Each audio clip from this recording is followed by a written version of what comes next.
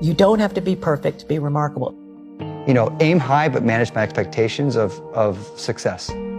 People see the 30%. They don't see the 70% of not making it or not getting what you want.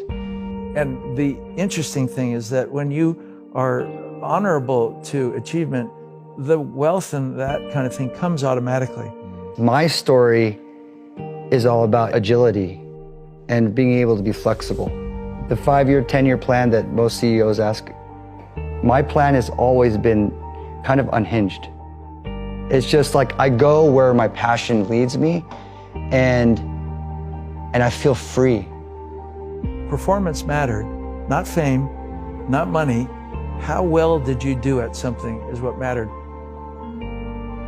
I've got to get through it. I've got to take a snapshot of the really great moments and carry those with me through the really bad ones. And the trick is taking your blinders off and remembering to look at those photos. And it changes the brain, changes the wiring. And I try to breathe. Breathing changes the wiring, but it's conscious. You have to just slow down. You have to cut out all the noise. You have to respect yourself. Young fans with a tattoo of Danny Zuko or Vincent Vega on their arm, and you say, this, somewhere I made a difference in their life. Was someone glad that you were alive? Were you valuable to someone by being here? And you want to be valuable, you know, otherwise you're kind of wasting your time if you don't find your niche to be valuable to something. You have to be grateful for what you can get. Plain and simple. Like, be grateful for what you have, because that's, like, we're lucky to even be here. I think it's that feeling to be just lucky to be on the stage playing in front of people, lucky to be sitting with you and talking about this. It's just important for people to understand that complaining has no value. And if you complain about not having enough money, work more. If you complain about not having work-life balance, spend more time on vacationing and your family. It's super simple. Let your actions dictate instead of sitting there and feeling like you're not in control. Poor people say, I can't afford it, I can't do that, I don't have time. It's an escape, you know what I mean? It's easy to say, I can't afford it. Oh, I'm too tired. Oh, I can't go to the gym. You know, when you could go to the gym, but no, I can't. Truth is, I'm just too lazy to go to the gym. My first shows, I was playing for 5 people. Like, some of them didn't even want to be there, honestly. But I was pretending like it was like a big deal. When I started DJing, I was playing, I remember when like 5 people would be like, yeah, and there was like, everyone else just doesn't give a shit. I'm like, those are my 5 people. I focus on them. And after I talk to them, hang out with them. I used to do that at every show when I was in a band. We would tour across the United States, and we would drive like 10 hours, and we show up, I remember in like Albuquerque or something, and there was 12 people that showed up. And after the show, I like hung out with all of them, and one of the guys let us stay in their house, because we were sleeping in our van the whole time. Man, I was excited. After the whole tour, I was like, when are we gonna go back again? And it's like, you know, you have to start in that mindset. It's like you can't, that's the problem with social media right now, is that you're comparing yourself to people that have like this large success, and you're like, I wanna play there. But you first have to go with what you have in front of you and make that meaningful.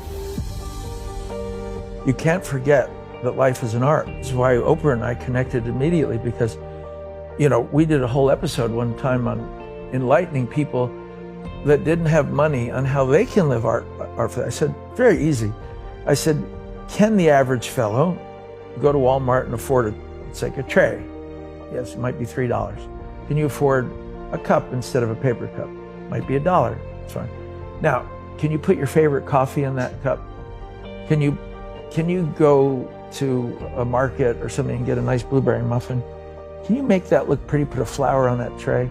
Now can you go give it to your husband or your wife? They'll think they're at the Four Seasons and you have minimal money. It's how you approach shit. You know, it's the art of life. Someone wants wealth or they want fame.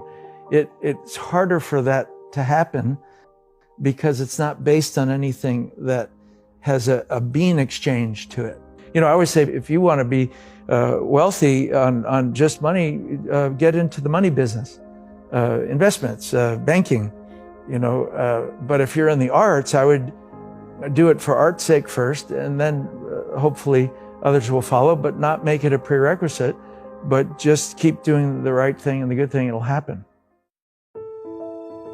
We all make mistakes. We all struggle.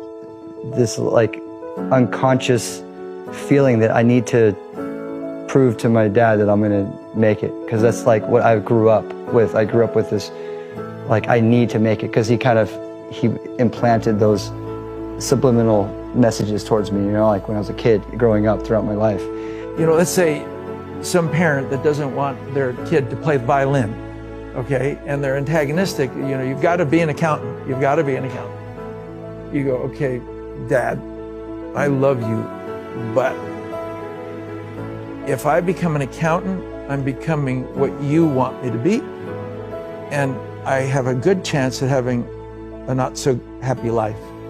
Even if I fail at being a violinist, at least I failed on my own terms, and I failed doing something I loved. So you got to let up on me, Dad, or brother, or sister, or whatever, whoever that character is that has a counter intention to you. You have to get with them and get real and say, look, it's my life, it's not your life, and this is how I need to do it. Why are you so hungry? Like, why do you keep doing this at this level? Because at the end of the day, you know, that's what you have as evidence of a life well lived, a contribution to people.